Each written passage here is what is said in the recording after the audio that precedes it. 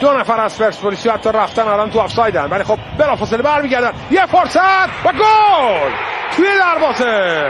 یه پاس طلایی از سروش رفیعی و علیپور.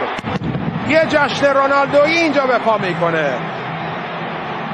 سردار دورسون منتظر بودیم که گل بزنه و این جشن رو به پا کنه، اما علیپور زودتر از اون این کارو میکنه. گل میزنه علیپور و نتیجه رو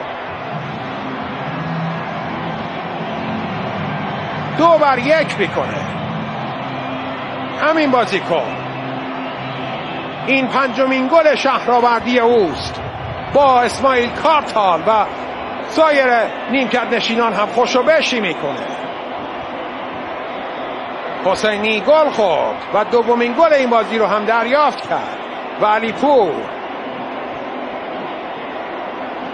نگاه کنیم، کنترل عالی و ضربه تماشایی.